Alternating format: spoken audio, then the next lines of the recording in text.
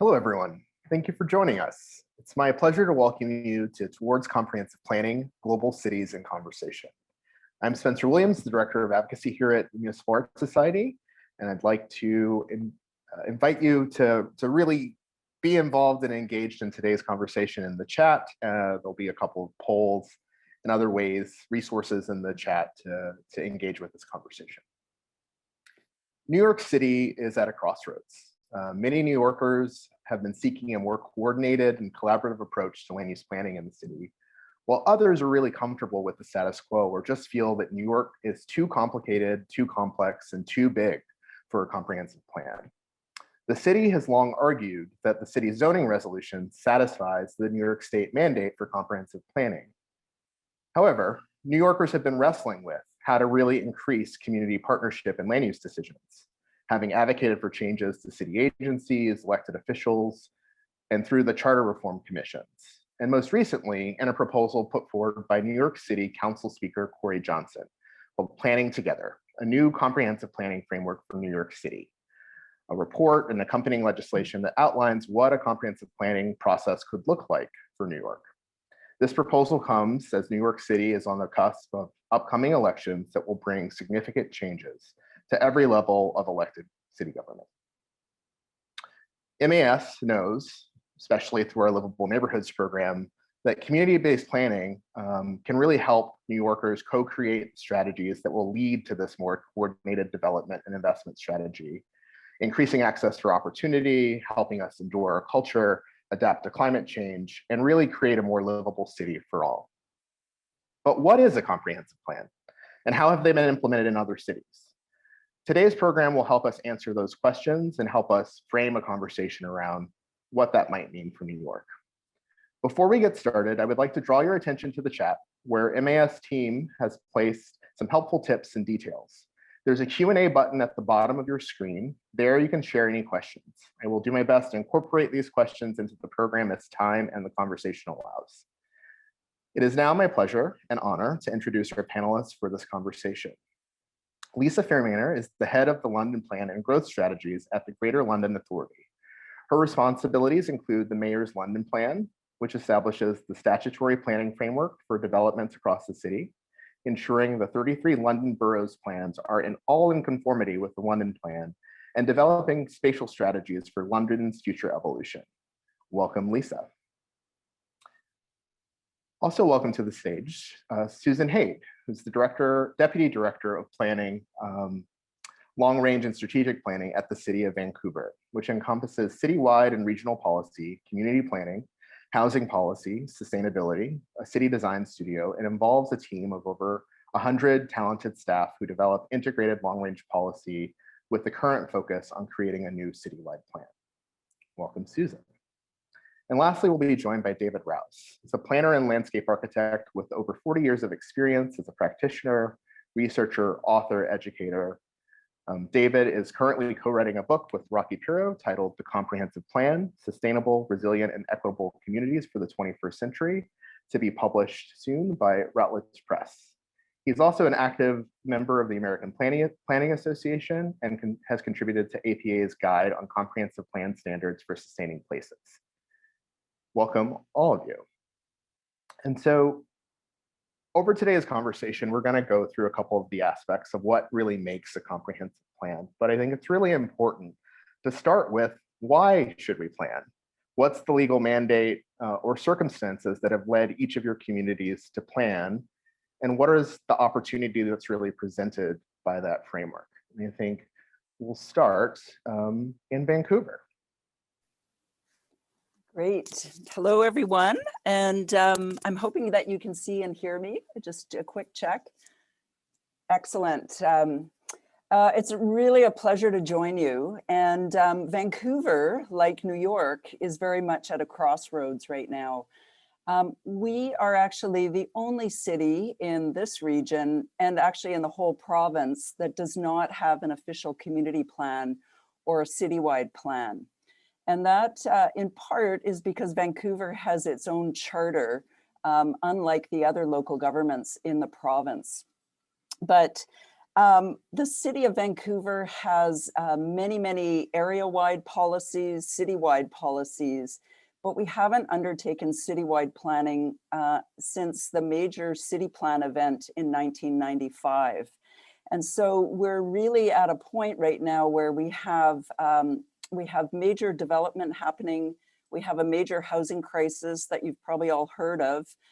We have a global pandemic, obviously, a climate emergency, and we don't have a long-range vision for the future of the city and a long-range land use plan. It's a great time to plan, despite the pandemic. The regional growth strategy in the Metro Vancouver region is being updated, and the regional transportation plan. And so we kicked off this initiative. It was actually this council's first motion in 2018. We kicked off this initiative in 2019 and are tracking to bring a high-level land use strategy to council in 2022. So yes, it's really the right time to plan and really necessary in terms of advancing a long-range vision for the city. Thank you, Susan. Lisa, could you tell us a little bit about London's planning mandate and sort of where you are in that update? Yeah, of course, and thank you, and it's great to be here, I guess. So for the UK, it's been a requirement to have local plans since after World War II. So that kind of structure has been in place for a really long time and is well embedded. And what's less well embedded is the planning around city regions and the kind of collective planning. For London, for example, that's made up of 35 different boroughs. So there was a Greater London Council that got abolished in 1986, and I think that really exposed what happens when you don't have that collective planning and the opportunities that you miss. So a directly elected mayor was reinstated in 2000 and issued his first London plan, got it over the line in 2004. And London has had, and it's a legal requirement for London to have, a city region level plan ever since that point. And we adopted our most recent plan just in March of this year. So I think that's really highlighted for Londoners the value that a London plan adds and realising opportunities, bringing joint projects together that cross borough boundaries, for example, and just wouldn't have the coordination otherwise if there wasn't a strategic city level look at the city. And I think the other crucial thing that the London plan does, it provides more leverage to ensure standards are raised across the board, because you haven't got every individual borough trying to apply standards. Things like energy standards, for example, London is far out in front of the rest of the country and has been ever since it's had a London plan. And that's the leverage of citywide planning. Thanks, Spencer. Wonderful. And then I want to go to David and think about both your experience in planning in cities in New York, like Albany, but also some of the context from around the country, like Portland and Seattle and the Growth Management Acts that are really the driver for creating comprehensive plans and targeting areas to grow in. Thanks, Spencer, and thanks to the Municipal Art Society for inviting me to be part of this. This is just great. It's very exciting. Yeah, I bring a different perspective from Lisa and Susan. I'm not in one city, but throughout my career, I've done comprehensive plans and been engaged in comprehensive planning projects in many cities. I actually spent 25 years at Wallace Robertson Todd, WRT in Philadelphia, where we did lots of comprehensive plans. And I spent 6 years as research director at the American Planning Association. Spencer mentioned this comprehensive plan standard for sustaining places, which was developed to be a benchmark for comprehensive planning, primarily focused on this country, but could be applied globally as well. And Spencer also mentioned the book that Rocky and I wrote, and so a lot of what I've talked about is drawn from all these different sources. But I think maybe for purposes right now, I talk generally about the purpose of comprehensive planning. And various places like Seattle, like the northwestern states like Washington and Oregon have mandates. Other places don't have statewide mandates. Interestingly enough, I think some of the best plans are done where there isn't a mandate, because there's just will and drive of the community to do that. But very try to be succinct about this. The basic purpose of a comprehensive plan is to provide an umbrella and guide that all the different plans, programs, capital investments can be working together to achieve. And that's got to be based on, to be successful, that needs to be based on community values and priorities. And I'll just say 3 points to support that. First, the comprehensive plan should be a statement of community values and aspirations, setting a future vision, a reference point for decision-making, goals and policies that decision makers can work from. And finally, it sets the agenda for action, priorities for action through implementation. So I think I'll stop there. We can get into some more of these points as we move forward. Absolutely, David. I think, Lisa, I'm curious sort of what constitutes a comprehensive plan or a spatial plan in your region, and sort of what are some of the components to it? Is it set of policies, maps, budget documents? What do we mean when we say a comprehensive plan? What do we mean? And do you know, I had exactly the same thought when I started conversations with you, because I was thinking, I think I know what a comprehensive plan is, but I have to have a look. So essentially, it captures where growth is likely to happen and those really big renewal areas, and it identifies those and those real opportunities. For London as well, it sets the housing targets that boroughs are required to achieve, and if they don't achieve it, certainly at the moment there are quite significant penalties in terms of their powers for determining planning applications. It really looks at what strategic infrastructure is needed across London. So we're talking about tube extensions, rail extensions, you know, the really big kit stuff, but also drilling down into what individual communities need as well, but providing high level policies so that local communities can ingrain that itself. And I think what's new about this new London plan that's just been published is that it introduces a concept of good growth, and that's not really been set out before. So there's a lot of stuff about policies about this or that, you know, energy or space standards, but what there wasn't was an overarching objective which kind of talked about the community's relationship with planning, and that planning had to be inclusive.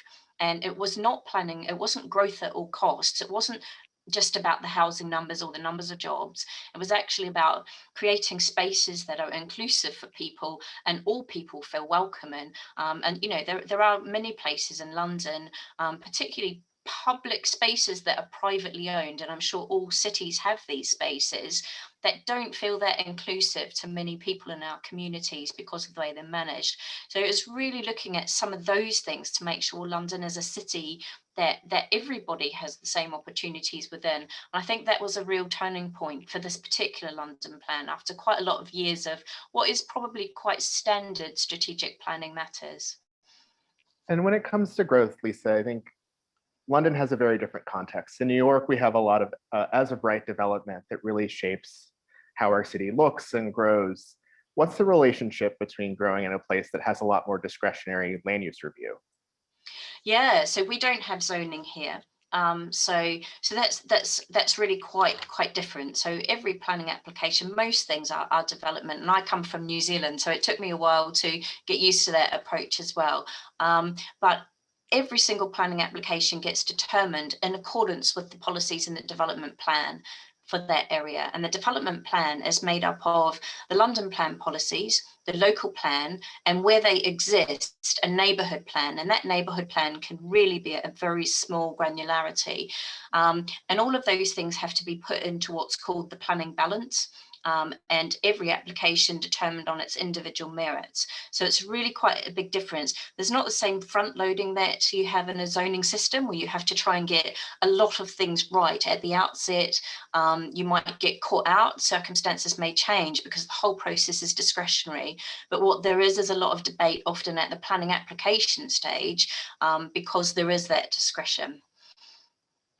Certainly in London and in the UK more widely, they're looking at bringing in a zoning system, but it's certainly not what you would have in New York and what you would be used to. Thank you for that. Susan, we've looked a lot to Vancouver for some of their design guidelines around tower spacing and some of the issues with growth. similar to the United States in our sort of practice of redlining, that was really a form of comprehensive planning and spatial planning around where banks would invest and wouldn't invest in the neighborhood. We certainly see a lot of those impacts today. Could you talk a little bit about the history of planning in Vancouver and the relationship to that and some of the things that you're still dealing with as a result of those practices? Yeah, sure. Thanks very much, Spencer. It's a great question. And as I mentioned, we don't have an existing adopted citywide plan. And we've actually never had a council adopted city land use plan at a high level. However, the first plan for Vancouver was actually prepared by the Planning Commission, not adopted by council, but it was called the Bartholomew Plan, and it was prepared between 1928 and about 32. And it really has many similarities to some of the redlining that has occurred in terms of zoning and really infrastructure investment in many US plans. And so that plan was very much a land use, and it became the basis for a future zoning framework. What it did, it certainly separated industrial uses from residential uses. It concentrated a lot of mixed uses in our city core, but it really very much separated low density residential areas. And it focused really investment in infrastructure to those low density residential areas and away from apartment areas. It really set up a framework for racial segregation as well. And so that plan is actually the basis of our current zoning. And it's really interesting to listen to Lisa, because I think our citywide plan has really our work on the citywide plan is really within the framework that Lisa's talking about, but we're actually coming at it from I would say much more of a bottom-up approach, where we have zoning in place. We have incredible detailed zoning. We have 1 million comprehensive development individual zones, but it's been built up on that framework that started off with the Bartholomew Plan. And we still have about 60% of the land base in Vancouver that is low density residential. It sometimes gets called single family residential, but here you can have duplexes and laneway houses, even in detached residential. So for this citywide plan, we really have an opportunity to look at those lands in terms of creating more complete, equitable communities, and really looking at spatial equity. And so I think many of the community values that Lisa is also highlighting, many of the biggest opportunities around housing diversity, having access to daily needs within a 5-10 minute radius, are in those low density areas of change. And so, yeah, it really is an opportunity to re-examine that spatial framework that was set up by the Bartholomew Plan, and look in particular at those low density residential areas. Thank you, Susan. And David, I'm curious if you could offer us a definition. You're writing a book on comprehensive planning. After all, it'd be great if you could give us some of the sort of core components that typical comprehensive plans have, particularly in the United States. Oh boy, that's a big question. Can I backtrack for a second? Before I try to get at that, I wanted to actually pick up on something Lisa said, because that was really interesting. I never knew before 2 days ago, when we had a pre-program meeting, that London has no zoning. And it's interesting, there's one big city in this country everyone knows. Houston is famous for not having zoning.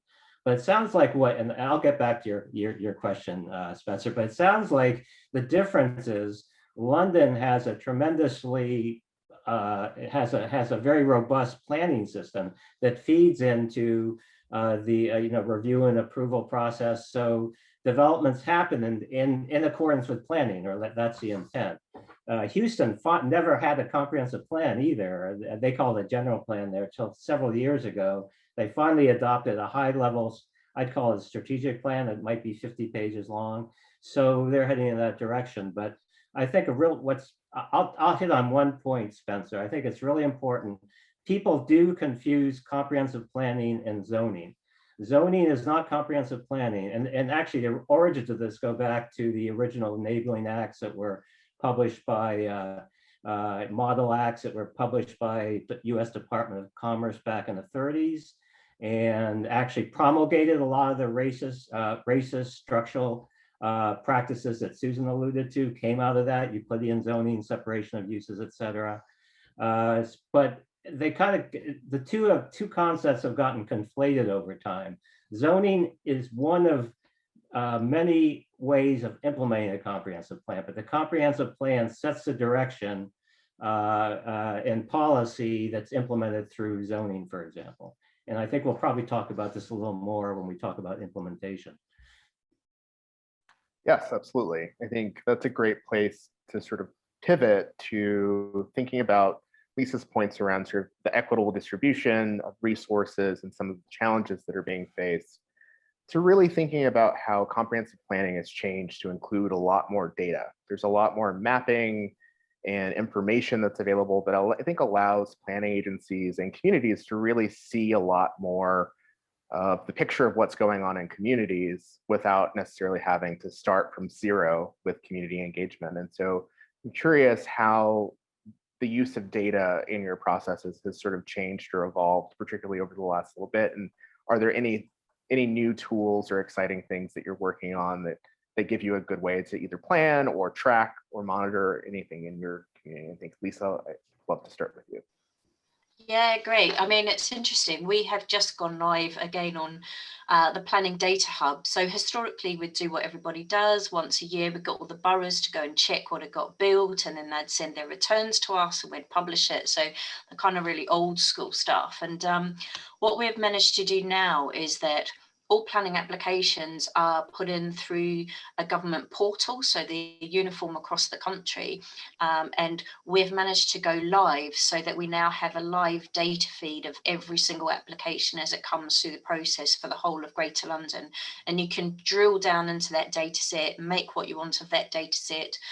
We've also got, for example, Transport for London, which is the Mayor's transport structure. They have an enormous amount of data that they make publicly available so that people can go and write all sorts of apps for when the buses are coming and all sorts of things like that.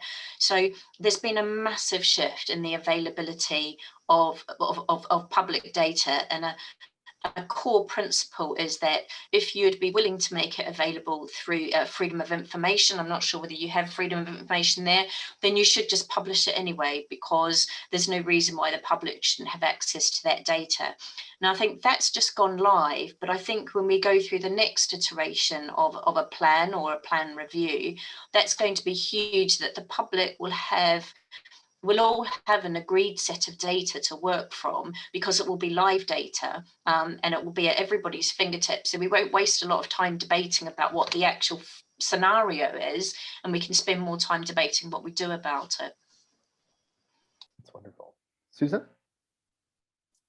Yeah, thanks, Spencer. I certainly echo some of what Lisa is speaking about in terms of the typical data analysis. We're going through all of that process, looking at, and it's very much in alignment with what's going on at the regional level, certainly looking at all of our housing targets, our growth projections, all of our census data, our existing building data, et cetera, et cetera. But I think some of the more exciting pieces of data analysis as part of this citywide plan from our end include the creation of a data tool that is a resilient community framework. And so it's really looking, again, predominantly at spatial relationships in the city, and aligning those with, we have a climate emergency action plan that was adopted by council earlier or last year. And one of the big moves of that plan is that 90% of our communities are within an easy walk and roll of daily needs, and that we are to achieve that by 2030 to really achieve our climate targets and keep warming within 1.5 degrees. And so we have developed a working model, which is really looking at many parameters in the city, and in particular, looking at some of those low density residential areas in terms of access to daily needs. The other piece that is quite exciting from our Parks Board, in the last couple of years, a citywide parks plan long range plan was adopted called Van Play. And part of that work looked really at areas of equity deficiencies.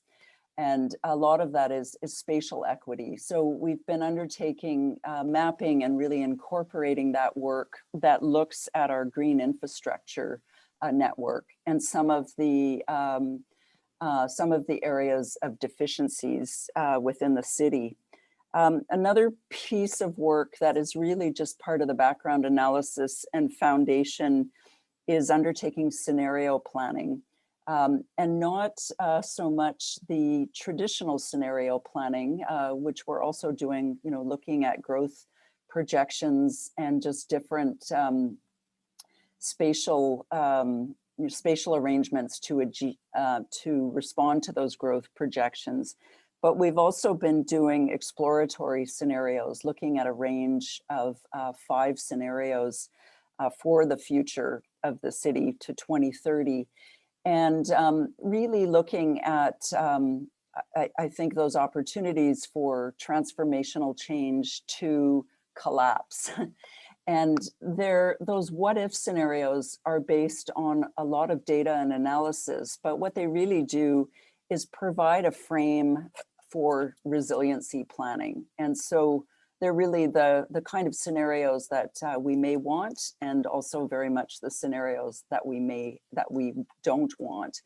And by creating that sort of framework in terms of that is very much linked to data, it really allows us to develop long-range strategies within that that provide for a lot of flexibility to disruption. So that may be climate refugees. It may be, pandemics being kind of a regular occurrence. It may be massive change and shifts moving out of the city because the city could become, a city for the rich. And so it's useful background for us to plan within. So those are some of the traditional tools for sure, and some of the newer tools, or really exploratory tools, that we've been using with our data. Yeah, and I'm going to stay with you on a different part of data and technology that I think has been really impactful to planning, particularly for you, Susan, who've been working on a plan in the middle of the pandemic. Could you talk a little bit about sort of the engagement process and sort of what the digital tools bring to bear, and maybe some of the challenges with really doing robust, ongoing involvement and engagement, especially when people are dealing with many crises? We certainly see this in communities that are housing insecure, that have a lot of childcare needs, the time and placement of meetings, the capacity to plan. What are some of the things that you've learned over the last year while using these tools? Yeah, thanks very much, Spencer. And, I'd definitely love to hear others' experiences, because we are actively trying to figure this out and really respond within the pandemic. But just a little bit of the path that we've been on. We launched the Vancouver Plan in the fall of 2019. And our first phase was called the listening phase. And we really this was pre-pandemic. We went out into community and really went out to gain feedback on values and listen in terms of key issues. And that phase of planning was one of the largest qualitative surveys the city has ever undertaken. And we engaged, just from a survey perspective, I think in the order of 15,000 unique touch points in qualitative data, and many, many in-person events and social media. But what was really interesting, we'd just been completing that phase of work, and we're about to launch into a series of big in-person forums to create that citywide buzz when we were hit with the pandemic. And so we completely pivoted the engagement strategy to online and virtual, and have been proceeding in that manner. But some of the tools that we established in the early days of the Vancouver Plan were really with a focus on reaching out and listening and engaging with equity-seeking groups and with local First Nations. And so Vancouver is on the unceded lands of the Musqueam, Squamish, and Tsleil-Waututh. And we have also a very significant and vibrant urban Indigenous population. And Council was very keen in terms of the engagement strategy, reaching all voices. So some of the tools that we established include agreements and funding support with each nation and urban Indigenous communities, and a number of tools and supports for community to reach out to community, such as a Community Navigator program. And so we've been continuing to advance those tools during the pandemic, recognizing that typically our equity-seeking communities have been the hardest hit by the pandemic. And we are working hard to ensure that they're not being burdened at a time of challenge in terms of engagement. And so we're now really quite challenged in terms of engagement because we have many online events at kind of a small community level. But in terms of a big citywide buzz, which is something our council would really like to see, it's very challenging for us to achieve that. We are moving to a stage in our planning process of choices on policy directions in the fall and a draft plan next spring. And we're really targeting, a more major opportunity with both survey polling, online engagement, and hopefully beginning in the fall, some in-person engagement. But we're really, we're continuing to design, adapt, navigate, and in some cases, kind of revert to some of the old tools. Like, when was the last time you got a mail brochure from your municipality with plan directions? And so some of those pieces and radio are tools that we're using. And we are hopeful of some opening up in the fall. And David, I'm curious, in your review and experience in working with many cities, sort of where in the process do you think is really most impactful for communities to weigh in? Certainly sustaining a long engagement. We've heard two examples of, the first inklings of these plans start sometimes 3 years before their decisions because of the work that needs to go into them. What are some strategies that you've seen for really making sure that there's some impactful moments of community engagement? And is it better to respond to something that the city has put out as a plan, or sort of be more generative? How do we balance that bottom down or bottom up and top down approach to planning? Yeah, that's a great question. And I think, Susan, you talked about the listening sessions early on. Start really early before you've preformed any kind of policy or proposal. It needs to be based on where the community is, and you need to reach out early, and then have touch points throughout the process. So in simple terms, I like to divide, and not just me, but practitioners like to divide the planning process up into 3 phases. First is, where are we now and where are we headed? And that's looking at existing conditions, trends, but also getting input from the community as to what's important, what are the issues, what are the values. So that's that early listening session. The second is, where do we want to go? That's the classically called the visioning process, because you need to set a vision and guideposts for the future. And you have a lot of input into that. And it's not just one set of input. It could be, you get the input, you put some things together, go back out, share it, test it with the community. Did we get it right? And because that's really important. Then the third phase is how do we get there? And that's where you develop implementation strategies and policies. And again, you need to show how that, you need to connect that to the input you've gotten from the beginning, but also work with the community to set priorities. So it's a continuous process throughout, but I think there are key points at which you can focus and get input to sort of to define and inform the plan. The community engagement is like vitally important for that. That strikes me as I think an interesting way to think about the context of London, in which, so much of the American planning process really looks at these sort of equal points of engagement throughout the process. And then sometimes the zoning resolution or the zoning code, that there are no decisions to be made, that's all as of right, as opposed to there's a lot of community conversation that's happening project by project in London. And there's then sort of sets of agreements at the local, regional, and city scale to really think about how those things are in alignment. Could you talk a little bit about just sort of what that engagement looks like from across those scales, and where people tend to really participate most, or the emphasis on local neighborhood-based planning as opposed to city planning in terms of the resources and how that's distributed across all the boroughs?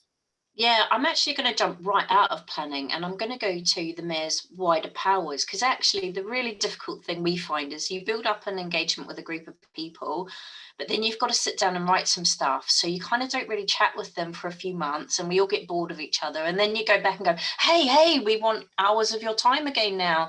I know that you've all moved on. And I think that's a real issue. And one thing that has been set up here in London is a program called Talk London. So it's got over 60,000 people as part of London's online community. And it's not about planning. Sometimes it's about high streets, sometimes it's about air quality, sometimes it's about dog poo. It just, there's, every part of the organization uses the same online community, and people pick up and drop things as it's interesting to them. And I think that's one of the things, because you do keep people engaged all the way through, and you have a community there that's available at your fingertips when you need to engage with them. And I think that community has been really good with engaging to a far wider variety of people than those who might typically rock up to a kind of in-person committee type event or something like that. So I think that's one of the first things. I think one thing my experience tells me, having also weirdly as a volunteer helped write a neighbourhood plan in my local community, and I'm still sit on my local neighbourhood forum, is when you write at that kind of level, you do lose that personal connection. So in my neighbourhood, I know all the people, my kids go the same school as them. So you've got that really immediate connection, and it's quite easy to have those conversations. But I think you can't duplicate that, at a kind of city region level. And you've got to find ways of plugging in locally. And I'm sure we haven't cracked that in any shape or form. And I think the main thing that we try to do is we do stakeholder mapping exercises for each bit of work, each topic area, and go, who is this predominantly going to affect? So we've just done a piece, for example, on setting out a charter for how privately managed public spaces should be run. I mentioned it earlier. And we specifically targeted young people from disadvantaged groups, because we felt they were exactly the people who are made to feel unwelcome in these spaces that are supposed to be public spaces. So I think there's nothing, I definitely take up Susan's point, there's nothing that can replace a really intensive targeting of those people who you feel the city just isn't being planned for. But when you roll that out at a citywide scale, you do need a mechanism that goes beyond a planning department, I think, to really plug in, because otherwise I think the burden can be overwhelming to try and achieve really high levels of engagement just at certain phases as you go through. I was going to just add, it was something that we spoke about earlier. what we've found in London, the government introduced temporary powers through the coronavirus legislation to enable committees and planning things really to go online and be virtual. And then they weren't going to bring that into a permanent state within the legislation. They didn't want to program that into the legislation. And there's been a really big kickback from the community who have said, actually, I don't have time to go to meetings. And for me, this was a mechanism, we've gone from 15 people turning up in person to 200 people turning up online.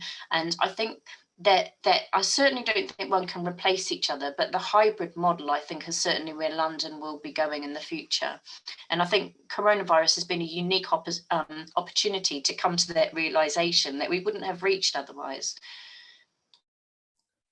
Spencer, can I add something quickly Please. before we move on? Because it occurred to me that a really important part of the engagement process and the structure of participation, which we see all communities basically doing, is some kind of committee, community advisory committee, however you want to call it, for the comprehensive plan that sets continuity throughout, because people come in and out, different people come in and out at different points of the process. But you really need that continuity that's represented by the committee. But what's really important is that the members of that committee be broadly representative of all the different groups and constituencies out there, out in your city, which of course is extremely difficult. But that's a really important part of the community engagement process that I wouldn't overlook. I think it's critical. Thanks, David. I think at this point, we've talked a little bit about what is a plan and how they happen, but plans don't stop. Comprehensive planning as a framework, as a process, doesn't stop when the policies get adopted or the growth strategy gets agreed upon. What sort of happens after the plan is adopted by a council or a region? What are some of the next steps and how the plan implements? And I'm curious for each of you, sort of what that time period is in terms of how often they're updated and what's involved in that updated process. I think start with you, Susan. Sure, thanks, Spencer. Yeah, I'd first say the implementation phase of the plan is ongoing and probably the most important part of the plan. And I think, I would certainly say Vancouver and probably most municipalities have tended to do lots of plans and then not be so great on the implementation, the monitoring, and really adapting. And in Vancouver, we have not rescinded any previous plans. And so you can imagine we have this pretty big pile of area plans and citywide policies. So for the Vancouver plan, the scope involves significant implementation. We have had to, just in our planning process, and this term of council, which goes to the fall of 2022, we're focusing first on delivering the spatial plan, the key policies, and the implementation framework. And we do see in our planning, in our work plan, that we probably have 3 to 5 years of just doing implementation planning for that to be really robust. But we are setting up a framework of regular monitoring. It will probably be annual or biannual in terms of tracking targets and measures, and then refreshing the plan. Typically for local governments in British Columbia, that is a 5-year cycle. And I would say typically it's a 5-year light cycle and a 10-year full-on plan review. And I think, we will look at that kind of a framework. But some of the really critical elements of the implementation framework that we need to tackle are the strong linkage to our public investment framework and really our capital planning. And I think, again, like many cities, we've been finding that our infrastructure, in particular our sewerage and drainage infrastructure, has not been matching our growth management planning.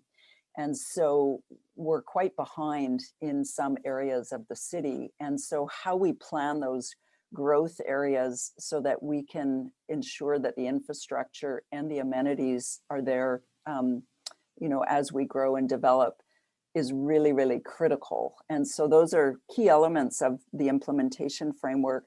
We have been learning quite a lot especially in the last decade, with our housing crisis and just the kind of growth that we've been seeing, in particular since the Olympics.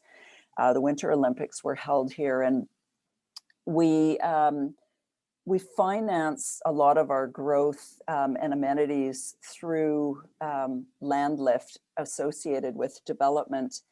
And we've had, with a lot of growth and change, we've had incredible speculation that's occurred in terms of and really affected land values. And so we're using a lot of tools in our community amenity contribution, financing growth policy to really get the signals out to dampen speculation in future growth areas, even before we plan. And so we put in place things like interim rezoning policies, development cost expectation policies, where we lay down either the, no change is going to happen until we figured out the plan, or more so some economic signals that indicate, if you are thinking about developing in this area while we plan, there's going to be significant development costs that are going to go towards amenity and servicing to help dampen speculation.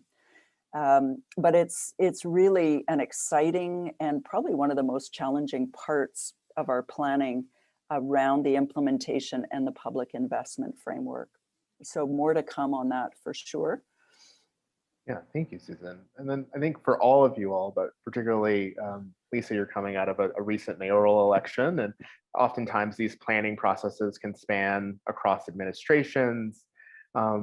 What are some of those challenges with administration changes and just changes in leadership, and what does the comprehensive or spatial plan really do to stabilize some of those conversations?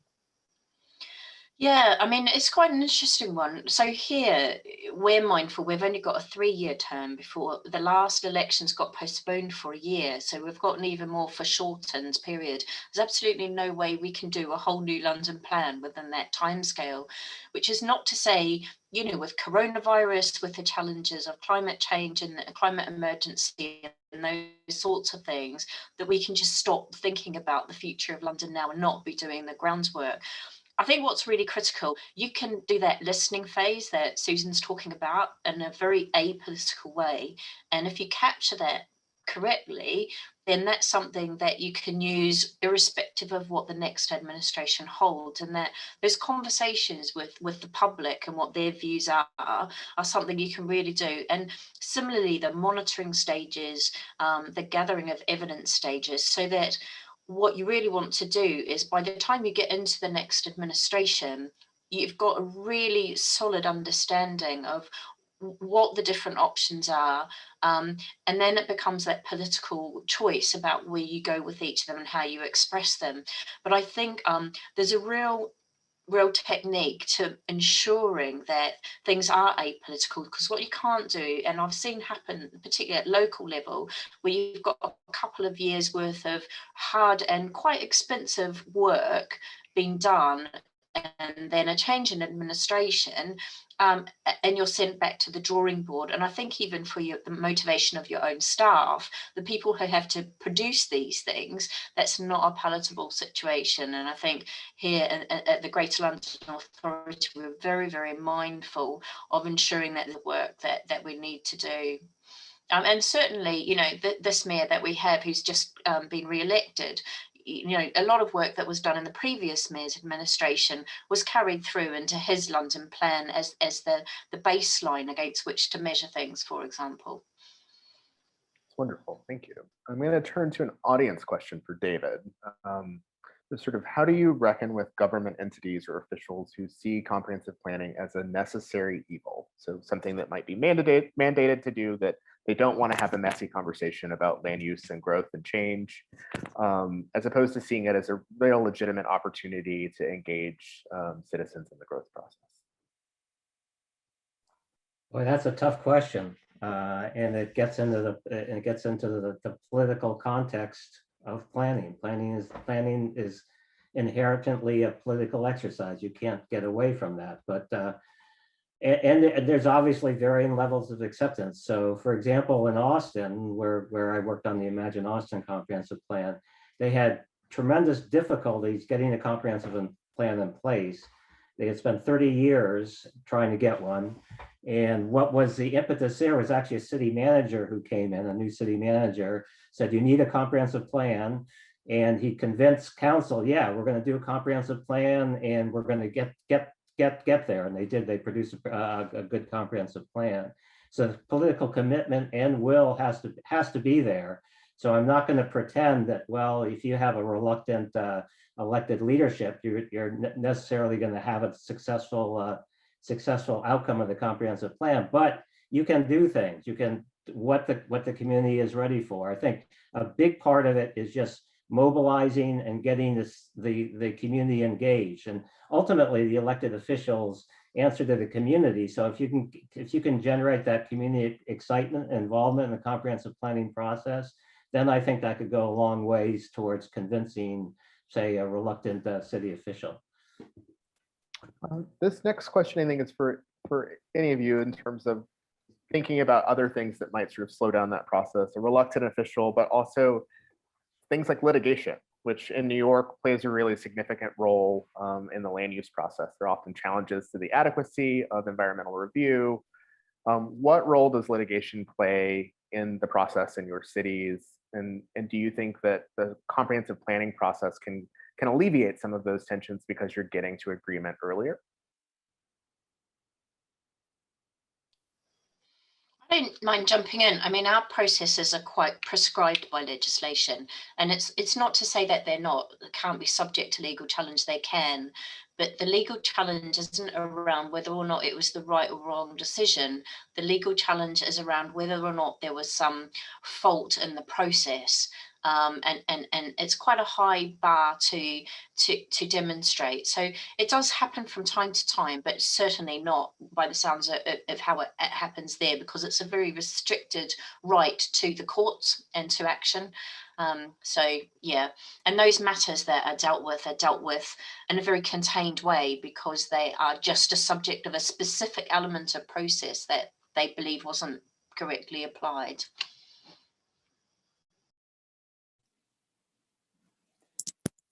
Yeah, I don't know if I have a lot to add on the legal challenge. I think we find that perhaps most of the sort of legal challenges that the city may face are typically issues at kind of a site level and a zoning and a bylaw level and some of the details. I think, you know, in the absence of a citywide plan, which we anticipate ultimately will be adopted as policy rather than a bylaw, and that it will be, you know, an umbrella document above specific bylaws, that it will hopefully provide a real guidance tool for council. And so, you know, what we do find currently is that, you know, again, we have many community and local area plans,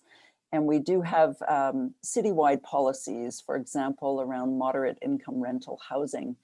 And it's an opportunity for increases in density, and it applies citywide in, you know, with certain criteria. What we do find is communities often respond and see these as spot rezoning that are out of, you know, that aren't consistent with a broader plan. And so it, again, speaks to that need for a higher level land use plan that really tries to align, you know, at a higher level, those many policies and bylaws, and also helps us identify where we may have conflicting policy. You know, we do certainly have legal requirements around alignment with the regional growth strategy, and there are, you know, there are protection of agricultural lands, green lands, an urban containment boundary, and there are sometimes from municipalities legal challenges in terms of alignment with the growth strategy, and it's proven to be, you dare I say, a fairly weak tool on regulating land use. But those are some individual, or those are some thoughts. Thank you so much. And now I think this is going to be our last question for the panel, so we're running up against our hour. Curious if you would have any advice for New York City on embarking on this process, and if there are any cities that New York City should be looking to, that you're looking to, in terms of innovative things that they're doing around their approach to planning. Shall I start off, Spencer? Yeah, that's a great question. I'll start by saying there's a lot of good plans and good models to look for when it comes to comprehensive planning. I'll mention one, Minneapolis 2040, a terrific plan that was done with lots of community engagement, and they did a lot of innovative, creative things, engaging arts. They had artists as part of their engagement process.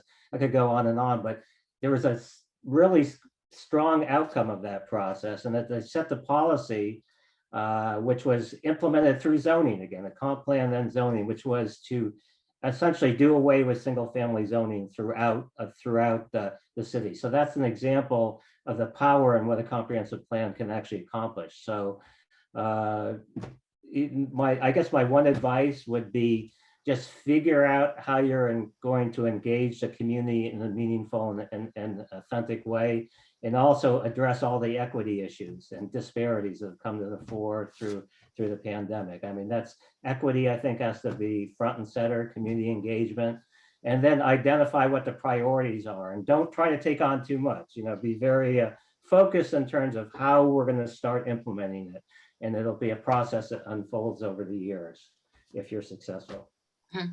I completely endorse that point that David said. You can't do everything. And I think that, I don't know New York City's planning framework that well, but what I would say, there are trade-offs, and you have to be honest about that. I mean, does New York City want to be a total economic powerhouse? Does it want to be a collection of community neighborhoods that are highly resilient, and that there's, a place for everybody?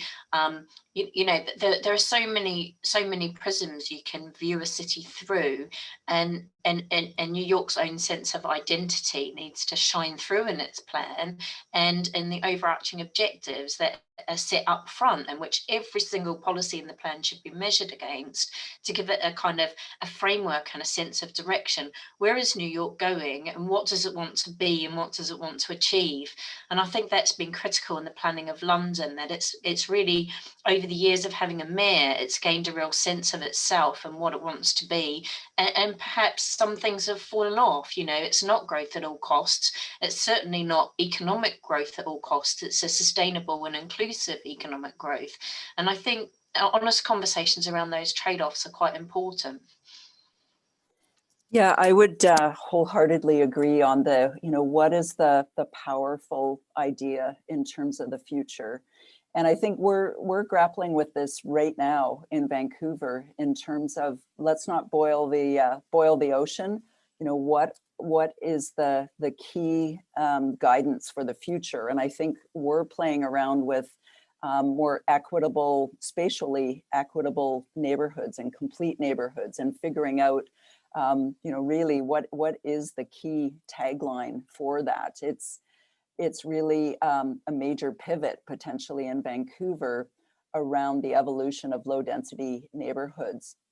And so I think the powerful idea, some of the precedents that we've been looking to, certainly Minneapolis, Stockholm, Auckland, and a Maori plan in terms of reconciliation and equity. And actually here in Canada, City of Edmonton, which is actually quite a large metropolitan area, just completed an official community plan that you should have a look at. It's a great precedent.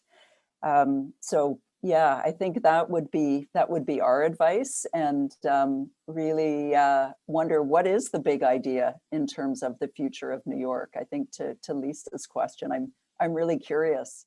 I don't know, Spencer, if we can ask you that question. Let's engage. I think we're asking that question to a lot of elected officials. want to do some community engagement first.